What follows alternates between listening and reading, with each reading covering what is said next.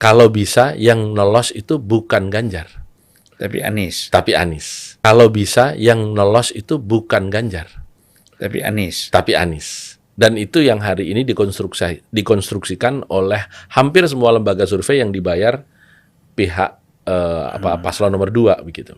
Tapi kan pihak Anies nih yakin betul bahwa kalau mereka lolos di putaran kedua, mereka keluar sebagai pemenang ya. Ya semua harus yakin. Kan basisnya kan politik aliran di Indonesia. Ya. Kita sama-sama politisi kan Bang. Jadi kita tahu persis di Indonesia itu politik berbasis Islam itu belum pernah menang terhadap politik nasionalis dan non-agama. Sehingga memang kalau kita mengacu kepada angka yang paling legend di dalam politik aliran kita di pemilu pertama tahun 55, perolehan partai Masyumi, NU, dan partai-partai berbasis Islam itu kan hanya 43,4%. Ya. Itulah capaian tertinggi. Tahun 55 ya. Tahun 55. Setelah reformasi ini angka capaian tertinggi itu terjadi pada pemilu tahun 2004. Ketika partai-partai berbasis Islam memperoleh 31%. Setelah itu relatif turun dan semakin turun begitu. Jadi dengan merek Anies Muhaimin yang hari ini memang merepresentasikan politik berbasis Islam, politik keumatan begitu. Saya prediksikan ya perolehan Anies Muhaimin memang ya menggambarkan politik berbasis Islam itu meskipun tidak semua juga begitu.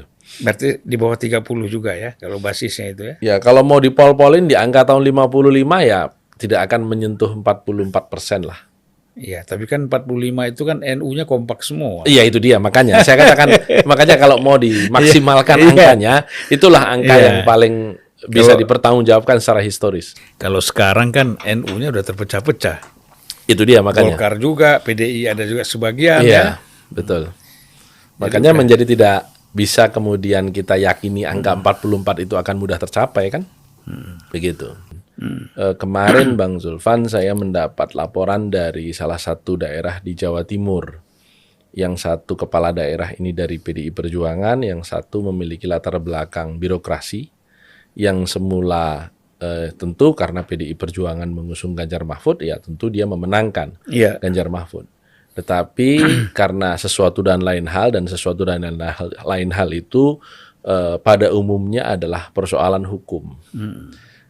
Dia diingatkan oleh aparat penegak hukum untuk tidak memenangkan Ganjar dan Mahfud. Akhirnya kemudian yang semula sudah all out balik kanan, menjadi diam. Dan saya juga mendapat laporan dari caleg P3 yang sudah pasang billboard di daerah yang sama 2 bulan dengan gambar Ganjar Mahfud dan lambang P3. Bulan ketiga pemilik baliho mengatakan atau pemilik billboard mengatakan ini tidak bisa dilanjutkan. Kenapa? Ya pokoknya nggak bisa dilanjutkan. Ternyata keesokan harinya berubah menjadi Prabowo Gibran. Hari ini semua aparatus TNI Polri adalah all the president's men. Pak Listio Sigit adalah Kapolres pada saat Pak Jokowi menjadi wali kota Solo. Pak Agus Panglima TNI juga Dandim pada waktu Pak Jokowi menjadi wali kota Solo. Dan Pak Maruli adalah menantu dari Pak Luhut yang bisa dikatakan tangan kanan Pak Jokowi karena pejabat pemerintah yang paling banyak jabatannya dan paling banyak dipercaya Pak Jokowi menangani banyak urusan. KPU sudah kelihatan masuk anginnya. Misalnya bukannya yang dari paling dulu juga masuk angin juga. Itulah artinya ketika kita melihat fenomena terakhir, misalnya mereka melakukan perubahan format debat, dan itu mengingkari peraturan KPU yang mereka susun sendiri. Itu kan sebenarnya sudah menunjukkan nuansa partisanship-nya, karena kita tahu persis bahwa Mas Gibran oleh banyak orang diragukan kemampuannya untuk berdebat karena memang kita tahu persis pengalaman 2 tahun memimpin kota Solo yang hanya 5 kecamatan sangatlah tidak memadai untuk memimpin republik yang terdiri dari hampir 7.000 kecamatan ini. Ini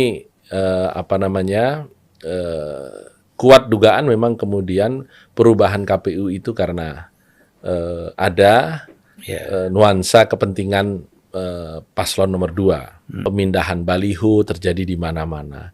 Pencabutan baliho dan billboard Mas Ganjar ketika akan datang ke suatu tempat berlangsung tidak berhenti sampai dengan saat ini. Sehingga memang kita meragukan.